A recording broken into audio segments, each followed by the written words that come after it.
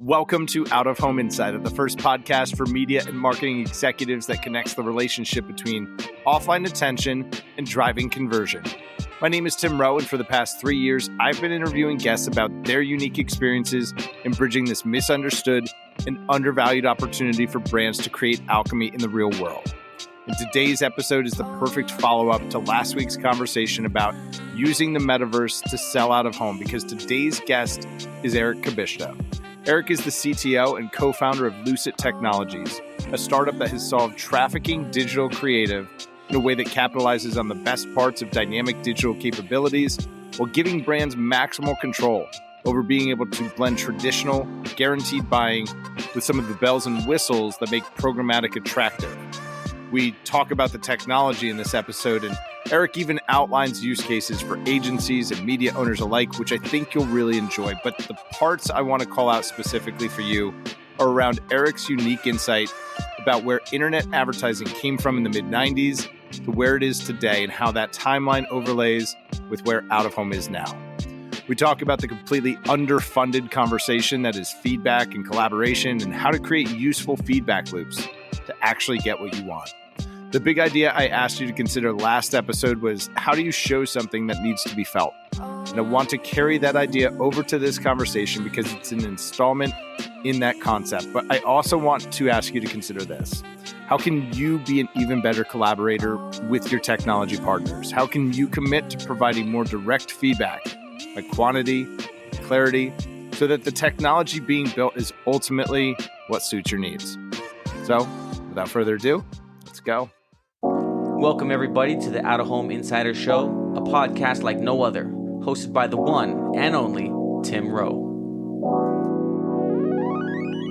Get ready to have some knowledge dropped on you and to be entertained, because nothing's more valuable than food for your brain. So sit back, relax, we're about to dive in as the best industry podcast is about to begin. Eric Kubischta, thank you so much for being here. We were talking in the lead up that the episode with Gina Gordon, your co-founder over at Lucit, is tracking to be the number one most listened to episode. So if you're hearing this, we got to help Eric out. You got to share this right away. We're going to try to create as much momentum, and then we'll just keep everybody posted online. Eric, thanks so much for being here. Yeah. Thanks for having me.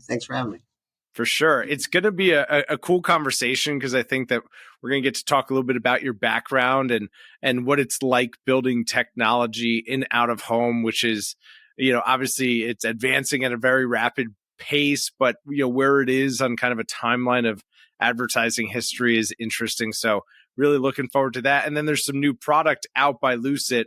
But for anyone that doesn't know or didn't hear that episode with Gina, just remind folks, who is Lucit? What do you guys do? So in general, we're a company. We make a software platform called Lucit that is designed to make controlling your billboards easy. That's really, in a nutshell, that's what it's about. We make software that makes it easy for clients, advertisers, the people with the ads on the boards, to control those ads and change them and update them. In lots of different ways, whether that's data feeds or whether that's manual or whether it's with our Instagram-like interface for posting, it's all about making it easy for them to advertise on billboards. Yeah. Easy control in a really, really modern way, and with some cool features. The inventory feeds is something that I know we talked about on the first episode with Gina.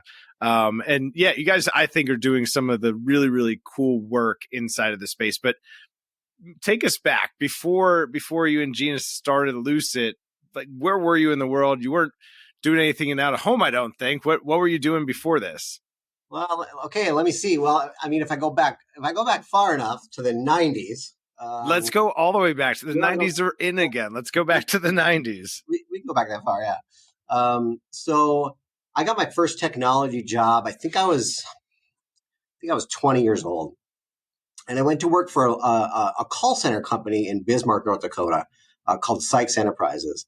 And at that time, Sykes has since been bought out, but Sykes Enterprises at that time was doing customer support, technical support for clients like Microsoft and Gateway Computer Corporation and things like this. So I got my first job there working, doing tech support for Gateway Computers. And this is in this is like I think it was the summer of 95 is when I started there. It's like a Bryan Adams song. Yeah, I started there when Windows 95 released, like right at the same time Windows 95 released. I remember watching the launch party of Steve Ballmer. Like, and you've probably seen the famous launch party dancing of Bill Gates and Steve Ballmer. I watched that. So I think so. It's if I go all the way back to the 90s, I got my start in the tech in the call center business, and I sort of like worked my way up to that company. By the time I left it in 2004, I was a global account manager managing operations in the Philippines and India, and then some in the U.S. as well. We were in Oregon and North Dakota. But I wasn't a software developer there. I was a tech, and I was a training manager, and then I was an account manager, global account manager. But I was not a programmer. However, when I was a kid, I had taught myself to program on our home computer using BASIC, right? So that's where I got my programming start. And in my job at Sykes, I never had the tools I wanted. Like we were doing stuff that was manual that I knew that could be done better. Like, stuff that would take an hour of data entry I know could have been done with scripts or with programming or whatever. So I just taught myself how to program. And the reason was because I needed to make my job easier. And that's really what it was. That's what programming for me really was at that time. Making my own job easier and making other people's jobs easier. And so that's where I got my start in programming. And so I left that company to start a consulting company doing programming. I was getting tired of the travel. I was spending a lot of time overseas, a lot of time in India and the Philippines, which is neat to visit once or twice, but going there a lot was difficult on me and my family. So I started my own consulting company. That sort of grew into consulting with another local company that had sort of this online classifieds website that had just gotten started. Anyway, if you think back to like 95 when I started with Sykes, what the internet was like in 1995. I don't know how old you are, Tim, but I don't think I was on the internet in 1995. Like I just had a birthday. I'm 37, so right. I really got onto the internet, I guess, in probably middle school, which would have been 97, 98. So, 95 even predates that. Right. Yep. And, to put that in perspective, my first business trip I ever took was I went to the Microsoft campus in Seattle for a training class on Internet Explorer version 4, right? So that was my first business trip I ever took, was for this training class, this 3-day training class on this. You can now get that training course on VHS on eBay. Yeah, I'm sure I could find it somewhere. But here's the amazing thing about that.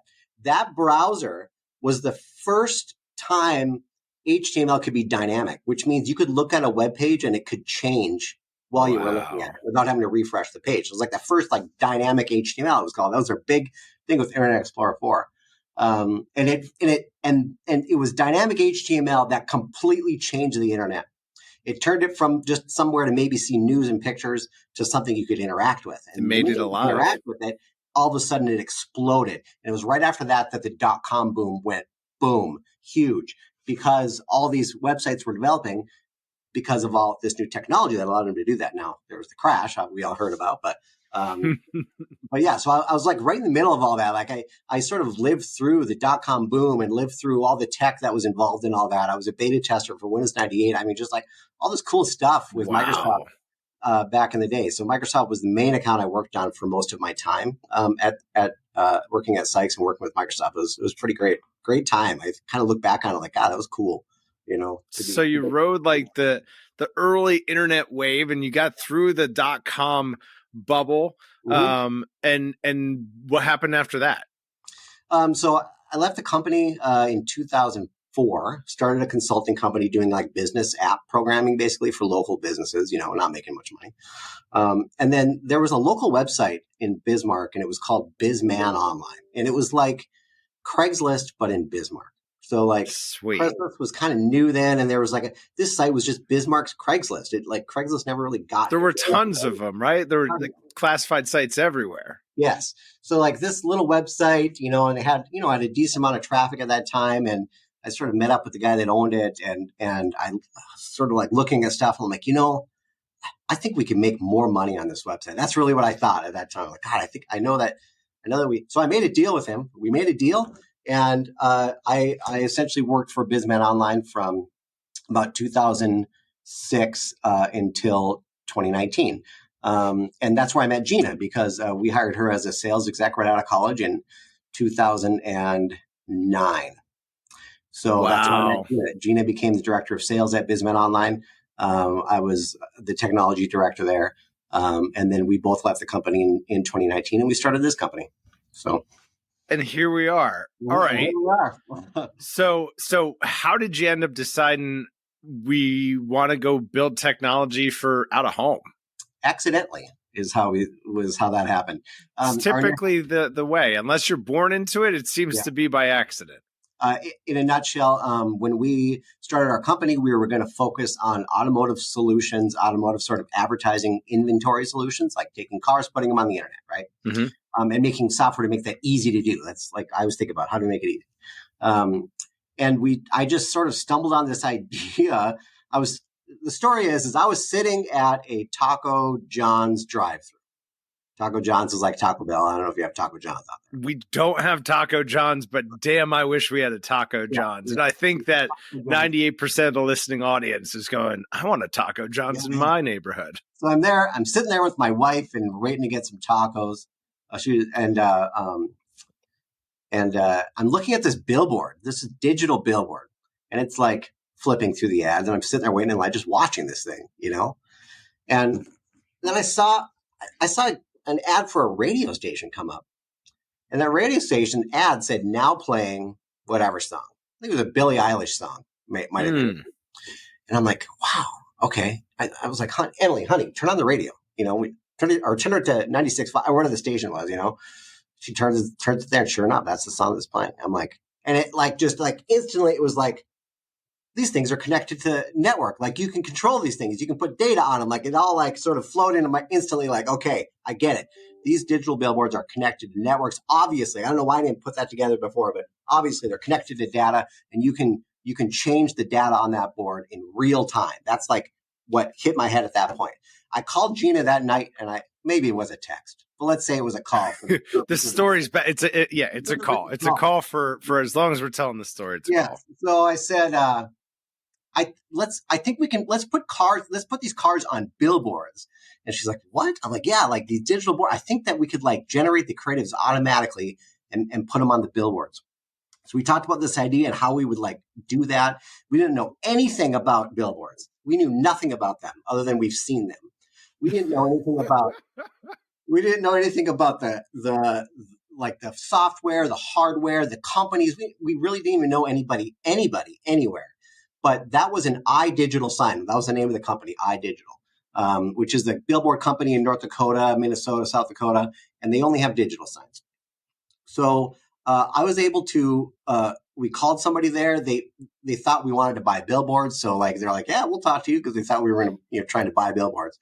And then I was able to pitch this idea to them. The salesman was like, okay, well, I don't know, let me talk to my boss. And so I was able to get on the phone with the boss and say, I want to see if I can connect an auto dealer to this billboard, their cars, and I really talk through this idea. And I said, and we just want to do this for free, just to see if we can make this work. So we called an auto dealer in town that we knew and said, hey, we want to put your cars on a billboard for 1 week for free. Oh yeah, sure. That sounds cool. And we had already had the software we had started building already was connecting to the inventory system. So we had the data already. What we built then in about a month or two was the tools that converted that data into creatives, right, on templates and stuff. So we connected it all up. They started the campaign. I was able to talk to the software vendor. It was Apparatix. And we were able to get this hooked up on the back end. It was really rudimentary, but we got it hooked up. And I drove down Washington Street. I parked there and I looked at the sign and I'm like, there it is. There's my app. There's the app. Oh, and there's the next one. It's a different car. It fucking works. Let's go. It worked, And I thought Gina was in tears almost when we saw that. We thought, yes. It's a huge moment. It was a huge moment. So we proved from a technology standpoint that it worked. But at that point, we had a lot of work to do. because all we had was this back end connection. There was no way to control it, to do anything like normal with it, Okay. So that's when we decided, okay, now it's time to really build this out. It's time to decide what our app is going to look like and build out an app. We got to make it so they can control it. We started really building it out. And then over time, the feature set of the app grew. It became more than an automotive app. It became a creative management app for controlling your billboard creatives. So yeah, it's for auto dealers and and feeds, and it's for real estate and whatever. But it's really for anybody that wants to be in charge of their own creatives on that billboard. And it's not necessarily programmatic. It can just be with the contract you have with your out-of-home company. I mean, it doesn't matter. All we provide is the creatives. So that's where that's how it got started. Was that.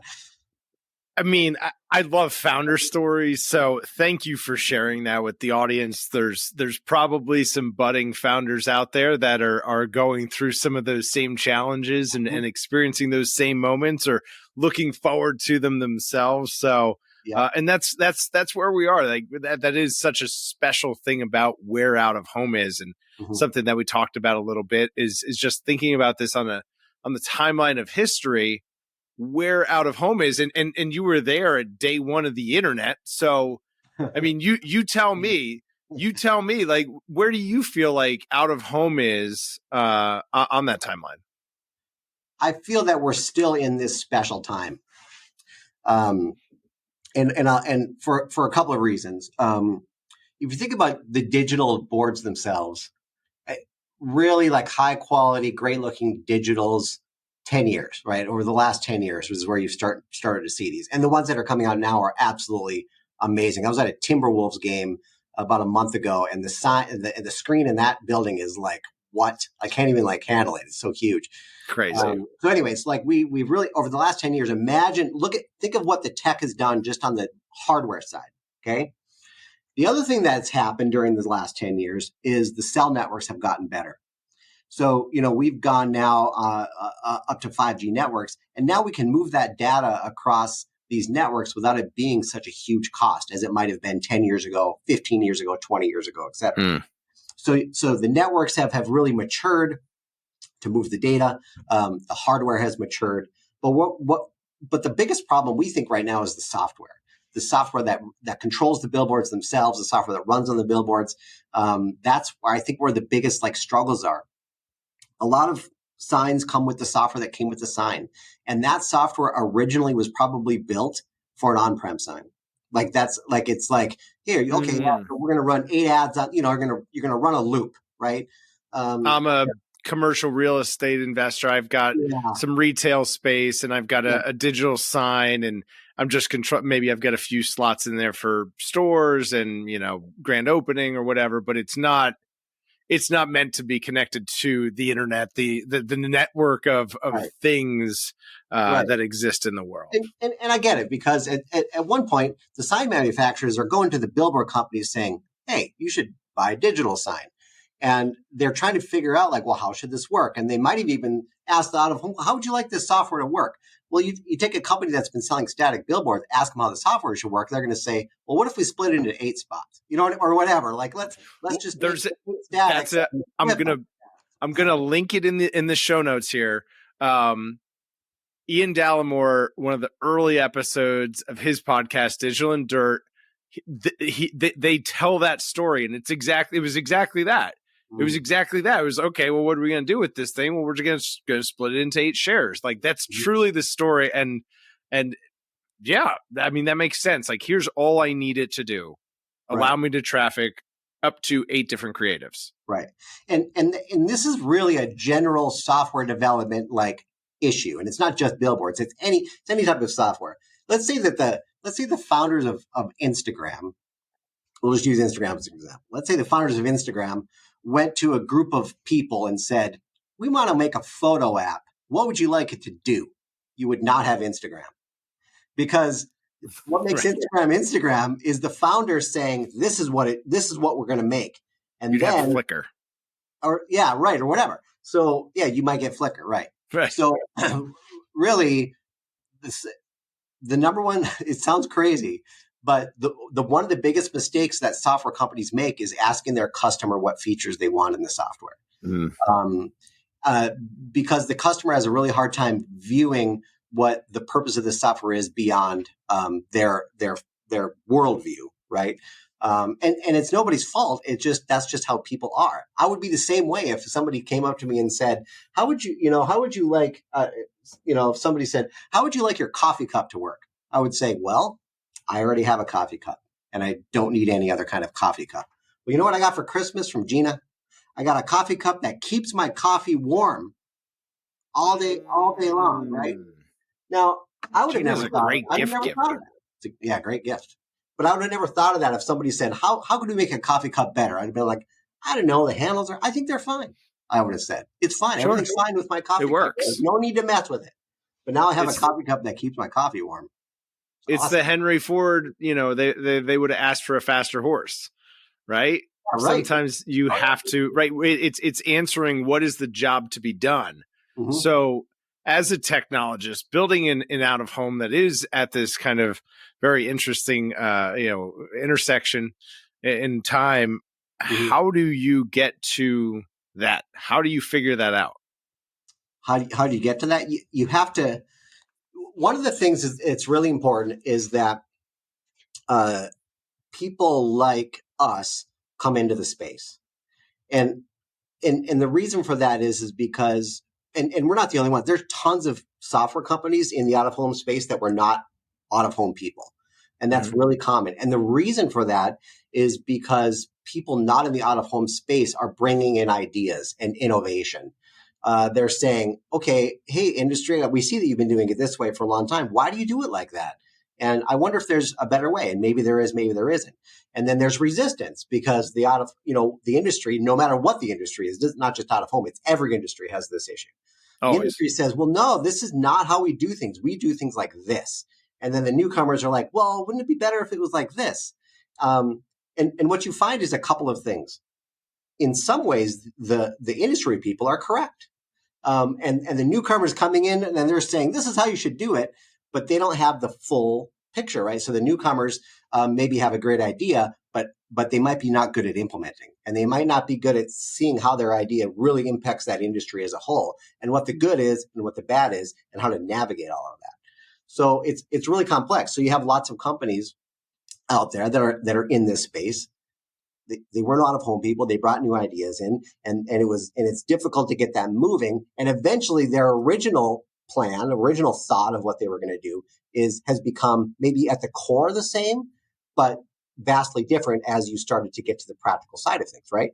So I don't know where I'm going with this now. I think I sort of lost my train of thought, but I'm just sort of No. It's so good. It's so good because it's something that I had actually just talked about recently. I've been going back and re-listening to all of the guest spotlight conversations like this, these one-on-ones, re-listening and taking away and kind of downloading what were the key takeaways?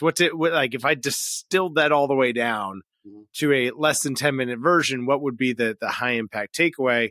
And that was something that I mentioned on a recent one about programmatic, which is, to me, having sat on a few different sides of this, right? I come from the sell side. I worked for, a really fast growing tech company. We went from $100,000 to $10 million in revenue in 12 months and, scaled up really fast and did a bunch of things and got to build some technology along the way. And now to come back and have a proper seat at a great buy side specialist, like that perspective, what I see is there's not enough collaboration. There's not enough feedback taking place. There's an expectation. I think, kind of from everybody, like this is the finished state. I'm not seeing a lot of people that are actively seeking feedback. I'm more frequently seeing and hearing, here's what it is. Here's what we have. Here's why you should use it the way that it is. And there's not really this kind of give and take. I don't see. Right. Do you see that? Do you observe that? Is that something that is just isolated to me, and maybe I need to punch out of my bubble? No, I think you're right. And I think great ideas need to be like refined and implemented, right? And for you to do that, you have to figure out what's working and what's not working, right? Sometimes you should stick to your guns. Sometimes you should say, this is our vision. And, if you try this, it's going to work. And if you believe in that, eventually you can get it. But you might find on the other side of it that you're doing some stuff wrong, right? And it's good to understand that. And the only way to know that is to see it from the other side and try to see what's happening when people are trying to use your product, your service, or whatever it is. A really good example is programmatic, because again, the programmatic stuff, a lot of it probably came from people that were in the internet side of things, right? So they saw the way that internet advertising was bought and sold. And they're like, we should just take this and move it to out of home. And it's not that simple. I think that simple. No, it's not. Even in a perfect world, it's not that simple because it's such a different medium. But you take sort of some of the core ideas, sort of some of the mechanisms of programmatic, and then you figure out how to apply that to this new medium, and you build a new product. And then you will end up with the right product at some point, because we do know that the buyers would like to buy things in an easier way, and the sellers, the people, the screen owners, they want to make more money, but it has to be executed correctly. And I don't think we yet fully know the answers to all of those questions yet. Agreed. And it's because not all screens are connected up. I mean, it's because you have new screens coming online. How do you programmatically buy static inventory? I mean, there's a lot of questions out there, and I think that's what the interesting piece is that companies are going to come along and help solve these issues, and not one company will solve them all. So there's not going to be like one out of home software company. That's just not how it works. You're going to have a lot of companies, a lot of software, and as long as that software can work together, you're going to build this awesome ecosystem. And that's also, I think, is important that software opens up their APIs and opens up their platforms for development and innovation. So yeah, we think that's important too. It is a blue ocean. The internet, I think it's something like there's more than 8,000 marketing technology companies online. There are, it's not more, actually. Yeah, right. It's out of home and depends how you want to cut this number up, less than 70, right? And if we really, really, parse that out, maybe it's a dozen. So there is plenty of room for everybody to play here. I want to come back to the importance of APIs there. But something that you mentioned a little bit earlier about anybody that wants to control their billboards. Can we break into that a little bit more? Like I'm sitting over here representing a little bit of the buy side in this question of, all right, I've got lots and lots of digital bulletins that I'm buying. And one of the challenges is trafficking creative, making sure that it's live, right? Some of these things, is this something that would solve for that for me? Or is this just for media owners and sellers? Well, part of it probably comes from what process you might be used to.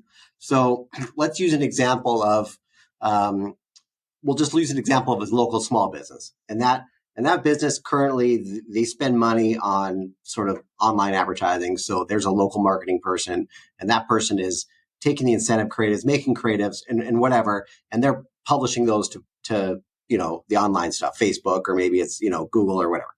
And then they want to also, then they have a billboard contract. Okay, let's say they've already decided they want to buy out of home, right? Let's say they're already an out of home customer. And so now they have, they're on 5 billboards in their town, and they want to change their creative. The current process for most people is that they then email that to somebody. That's the most common process. Who emails it to somebody else who might then also have to email it to somebody else. Exactly. An out of home company's got a traffic person. That traffic person then traffics an ad with start and stop times and whatever. And let's say you spelled something wrong, you want to change it. Okay, and I got to email another one. So that obviously that works. But what does that do? So that incentivizes the person not to send you new creatives, because it's a pain in the butt. And the scheduler at your company, they don't want to load 27 creatives a week for a customer or whatever the whim of that customer is. They don't want to be having that change all the time. So we feel like, for some segment of advertisers, there's a group, there's a segment of them that would maybe like to do it differently. There are people that would rather just email their creative to somebody. We know that, right? So there's people, they just like their rep. And they're just going to email the ad to their rep, and that's what they want to do. Lucit's not for that customer. Okay. Lucit is for the customer that would rather just control it themselves. So really what Lucit then does is, I'm going to actually bring up one, but while I'm talking. So what Lucit let's do it. I'm going to give you an example actually of, let me find this saloon here. I think we're going to get some live demo here. So if you're listening to this, I will link to the YouTube at this timestamp. I know that's a very sophisticated maneuver by me, but I will come back, timestamp this so you can see what Eric's showing on the screen. Yeah, so let's maybe think about how it could be done differently. So that same company, you have an ad contract with your out-of-home company, and that ad contract has a start date and an end date. Right? It starts on February 1st. You bought 3 months and you're going to be on there for the next 3 months. Mm-hmm. What would be ideal for an advertiser that's already used to controlling their creatives is that the out-of-home company just sets the parameters of that contract to say, hey, your contract is from this date to this date. And now here you use this app and you just put your creatives in there. And whatever you're putting in there and whatever you do is going to run during this time frame. Heck yeah. The process for everybody. Right? Because it would simplify the process for the scheduler. The scheduler just sets the parameters of the contract, doesn't have to worry about creatives. Mm-hmm. The sales rep has sold the location, sold them on the idea of out of home, sold them on the traffic that's surrounding billboards, whatever. So they've sold them on the idea, and now they don't have to message or manage creative anymore for this client that already wants to manage their own creative anyway. So what you get when you do that, I'm going to share my screen. I'm going to just show you this one sort of example I like to use. This is a pretty good example. So if you can see my screen here. We can see your screen. It's a bar. This is like a bar, and they have, food and drink and events at this bar. Mm-hmm. And if you look, they are updating and adding in ads whenever they want to. So look at these different ads. So this is when they posted these ads, the 4th, the 1st, January. And what are we looking at right here? What viewer is this? As if I'm the bar, the screen that I'm looking at right now? This is sort of a public feed of their page. I just wanted to show like what the creatives look like kind of in a stream. That's what this is. Got it. So this is actually combining a couple things. Our system actually renders the ads for that customer on the billboard. That's what our Lucit XR product is. So this customer, not only do they post their ad, but then they can see what it looks like in real life. And this is a Signbird drone shot that was taken this winter. Actually, you can tell it was winter. Shout out Signbird. The point I'm trying to make. Great reason to have Signbird, so then you can have really cool tools like this that make your stuff look awesome. Yep. So the point I'm trying to make is that this advertiser is changing all these creatives. The owner of this sign doesn't have to do any work.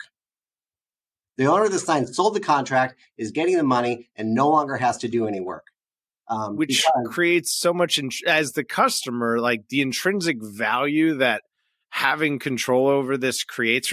Now I can do, you just scrolled through, I don't know, a half dozen different creatives.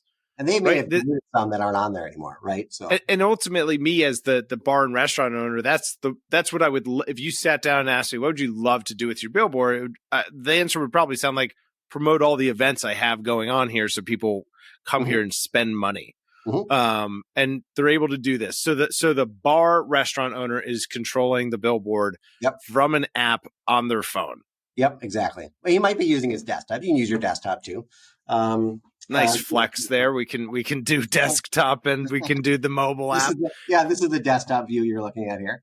And one of the things I liked about this too is like the analytics, and it's just like it's proof of play in real time, not 28 days later in a 17-page PDF report. Exactly. Right. So you know if it's up, if it's down. Yep. Are you able to set parameters? Like, can I day part different creatives? Are there things like that? Yeah, you can control the dates and times of these creatives. So I won't do it on this live one, but when you're in here, there is an ability to sort of set some of those parameters. Yep. Like you might want this creative to stop, at the end of the week. So in fact, he did. He has this scheduled to stop at 9 p.m. on February 12th. It sure does. And he didn't have to Wow. call his rep or the scheduling person at the company to say, can you run this ad and then stop it at 12 p.m.? Right? And this type of control is really, it's funny, right? Because it gets floated around in different conversations. Out of home is like buying Facebook ads. This is the most similar to buying Facebook ads that I've seen in a technological application for out of home, because that's what it is, right? Like it's the ability to control different creatives and to turn them on and turn them off. Targeting, has mostly achieved parity, across the industry, whether you're a Geopath member or you're using some sort of planning tool, and right, like, but this is real control. This is definitely interesting. So how does this tie into Lucit XR? You mentioned it there for a second, but Lucit XR is a brand new thing, and it's like free, and I can use it. Like you sent me that one with the podcast on there. Yeah, my computer is being really slow. I think this software, I'll tell you something about the software that you're using for this podcast. Is it slowing you down? A little bit. But anyway, you can cut that out. Oh, man. That's okay. So if my computer's slow. He thinks I know how to edit stuff. So, okay, I'm gonna show you two examples of Lucit XR here. So I'm going to open up, let's see here. Be the easiest way. I'm going to show you what it looks like if you just have never signed in to Lucit before, don't have an account. We're going to go and try it. Let's say that you want to see what your ad is going to look like on a screen, and I'm going to pick one, and we'll see how it looks. So, and these are real billboards. Yep. I'm actually going to go to this Try Lucit XR map, which gives me a nice little how-to. But let me we'll skip by this.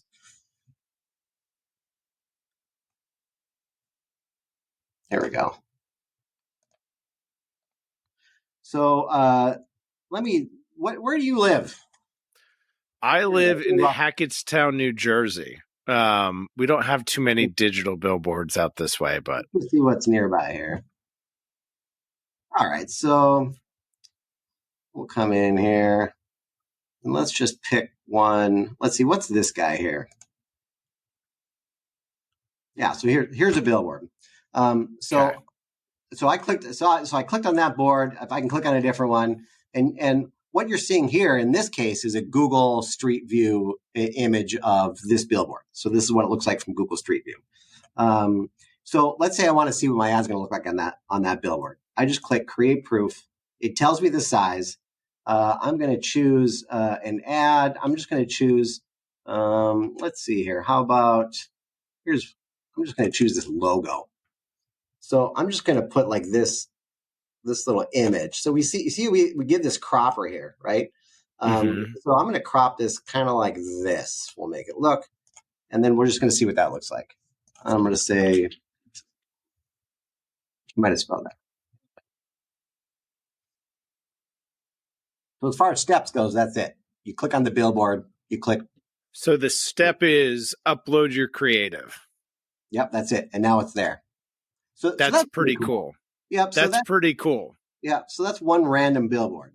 Now let's look at it in a much nicer looking format. I'm going to show you. Let me see here once. I'm going to show. I'll use billboard again because I know we have a shot. We have a bunch of signbird images in here for a bunch of different vendors. Nice. But I can get to the Bismarck one fastest. So we'll go because I know where that sign is. So I'm going to tap on this one. That's a demo board. Let's get to the one behind there. I'll just use it. That's fine. I just have it set up as a demo. I'm going to put that same creative on here. And then we'll see what it kind of looks like as a signbird shot.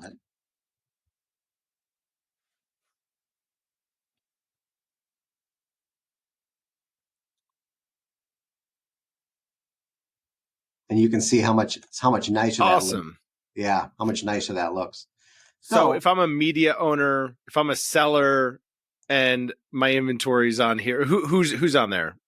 There's some bigger quite a few companies on there, right? I don't know how many operators are on there. I think we have about 4,000 or 5,000 billboards altogether. Wow. Okay. So either way, there's a great opportunity to mock up creative on actual inventory. So that has applications for everyone. We'll link to that, right? That's a public URL. Anyone can go there and do that. Yep.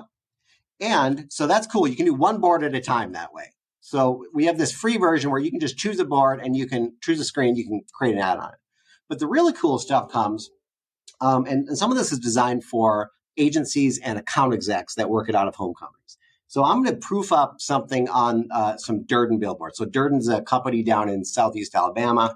They're a great company. I'm going to create a new account. I'm going to call it. Shout out to the Durden Out-of-Home Museum, the Netflix show coming soon. What's that? There's a museum. Bill Durden's got an incredible collection of old signage. Yeah.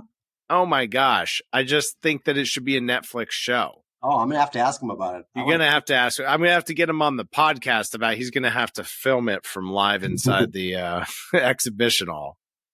So anyway, I chose, I hit add proof. I typed your name in there. We're going to create an account. And it's going to give me this is Durden's inventory here. Okay. So I'm just going to, let's say I'm going to proof up. I don't know. We'll just pick some. We're going to see how this looks. I'm going to choose a bunch of them. So this is a feature for me as a media owner now. Media owner or an ad agency that's been said, we have sort of a forthcoming agency product that's going to sort of help with this for ad agencies too. Interested in hearing about that too. Yeah. So now I'm gonna choose a creative. Let's see if I got something. I don't have all the good demo stuff. Let me go. See, Gina always does the demos, so I'm always like behind on everything. So let me find sales. Where is it? Where is it? Demo? Oh, demo accounts. How about Postline Auto? I just want a creative I can put on there. And we'll just see how this looks. So here's a creative. So what we're doing right now is you've gone through Durden's inventory. You selected multiple billboards. Yep. You're now uploading just one creative, and we'll see how it looks. Yep. All right. We're gonna have mock-ups here for multiple billboards in one click of the button. Yeah, we will. We'll see what happens. Drum roll. So now, I think one thing that we all know about out of home is that sizing is a really big issue. You have lots of different sizes, lots of different ratios. So I chose a random set of sizes. So we're going to see what happens with those random set of sizes. So far, disclaimer. So far, it doesn't look bad. Look at that. Looks good so far. Yep. So you can see that on all these different. Now, on some of them, it's a little squished in. But for the purposes of doing a quick demo for a client, you could just take the logo and put it on the billboard and say, "Hey, this is what it's going to look like." And look at that. So we just proof this up. So I made this page, and now I'll hit share, and I'm going to copy that link, and I'll email it to you. So now you're taking that mock-up experience, and me, the client, you're going to just send that over, and I can look at my mocked up creative on all of your inventory. And I might come down here and I might say something like, "Tim, we chose these locations because they are right by your." So now I can add some additional info to this proof custom kind of for this specific customer if I want to. The cool thing is now that customer, they can look at it, they can approve it, whatever they want. The cool thing is now when I come in here, this campaign and this account is now already set up in Lucit. Mm-hmm. So let's say that customer says, "Yep, I love it. I want to go." So then all I have to do is, number one, I can click here to link player, and now I can link in this case, Durden uses Blip Player. I can now link the player up to this campaign, and it'll start serving these creatives to that player. So, and then I'm going to come in here and say, "Okay, so I made that proof up for Tim. So I'm going to invite him. Is it Tim dot? What's your email address? T-Rowe. Now I'm going to get all sorts of emails. T-Rowe. Is it ODN? It is. Agency? It oh is. no. Oh, sorry, Tim. It's okay. If you email me, you just have to reference the podcast and tell me that you shared it with one other person. So now I'm going to make you a user of this account. And what will happen is you're going to get an invite and you can then log in and now you can start adding your own creatives because now I've just given you access to control your own creatives. And now everything's. So now I can, my marketing director has it. The, graphics designer has access to it. So it's done. It's off my plate. I'm not having to do this personally. Right. I continue to just believe in Lucit as a company and this technology because these are the barriers. These are the things that advertisers want to do. These are the things that brands want to do. And you're solving that. And I think that's important work. We're trying to. And if you think of what we just did there, we really created in just a couple of minutes. We created a campaign. We created a system that your clients can log into. They can get their analytics. Your scheduling guy or gal can schedule that campaign. You don't have to get your graphic designer involved if you don't want to. I mean, a lot of stuff is happening with just a few simple steps. And we think it's cool. So I agree. I think it's cool. Beyond Lucit XR, we just think Lucit XR is a tool we built to help. The reason we built Lucit XR is so your advertisers, when they're using Lucit, can see what their ad's going to look like. And we think that that's really, really important. They can see it. It's real. Yeah. Let's say that you're an agency and you're buying ads and you live in Milwaukee and you're buying ads for a customer in Chicago. Don't you want to know what that billboard looks like? Yeah, you do. Yeah. And so does your client. They want to know what these things are going to look like. And not just the billboard, not just like a picture of the billboard with somebody else's ad on it. No, you want to see what your ad's going to look like. And the reason why that's so important is because most people cannot visualize what their content is going to look like somewhere else. Like if you said, look at that billboard, imagine what your logo would look like on there or your ad. Most people can't do it. They're like, oh yeah, I bet it would be really, really cool. But they really can feel it, but they can't see it. Exactly. So if in 2 seconds you can just create a quick proof with all the screens on it and show it to them, why wouldn't you do that? And in fact, you think that would help you sell that ad.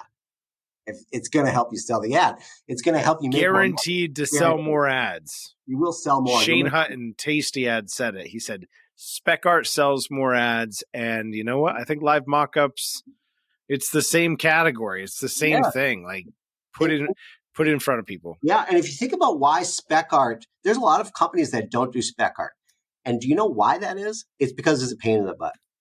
So why are you having your graphic designers do all this spec art? Just take their logo, put it on a white background in Canva and put it on a billboard. That'll get you far enough.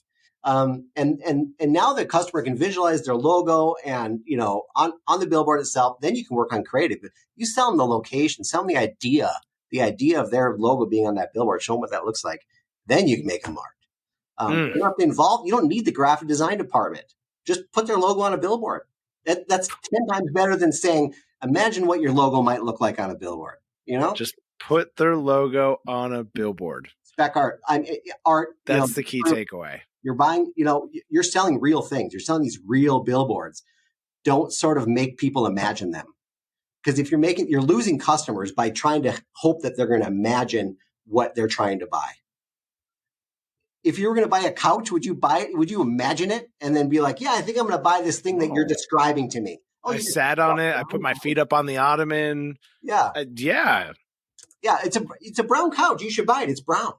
It's brown and it's 6 feet long. Okay, perfect. I'll buy that couch.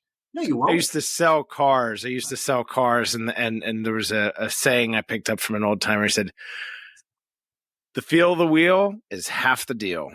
Yeah. And whatever that application is to out of home, it's something like spec art, it's something like live mockups. It's that. I did buy a car once though without driving it. So I wrecked it. I had a car. I wrecked it. It's like this car. There's not a lot of these cars. So I wrecked this car and I really wanted another one of the exact same car, exact same year. And I wanted the exact same color. And there was only like 7 of these cars for sale in the country. So I found the one, it was a different color, it was white instead of black. I called the rep, the guy at the automotive dealership. I asked him like 4 or 5 questions. And I'm like, okay, I'll take that car. And he's like, wait, what? Don't you want to drive it? I'm like, this is the easiest sale you ever made. What kind of car was it? You can't keep us. What was it? It was a Mercedes AMG CLA 45. Very cool. Very cool. Pretty hot car. But that's a hot car. Yeah. Good for you. Yeah. Eric, where can folks get in touch with you? How do they learn more about Lucit? Give them the Latin long. Just if you Google Lucit, Lucit, people think it's D sometimes, which maybe kind of is difficult, but Lucit, it's Lucit. Google that, you'll find our website, you'll find our app, and you can sort of read all about it there and learn all about it there. Yeah. And we'll link it in the show notes below. Mm-hmm. It's been a ton of fun. We covered a lot of ground, and I'm glad that we were able to get this all in one place in one conversation and keep pushing great product. Look forward to catching up next time. Yeah. Thanks, Tim. Awesome. Thanks, Eric. Bye. If you found this episode to be helpful, please share it with somebody who could benefit. As always, make sure to smash that subscribe button wherever you're watching or listening, and we'll see y'all next time.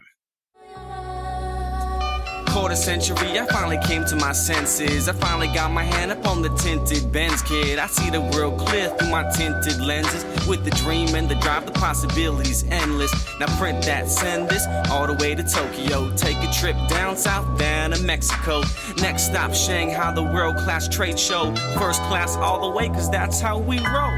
Yeah, call us the rock star businessman. Rockin' shows, we handle business, man. We got our own future in the palm of our hands, cause divided we fall and together we stand.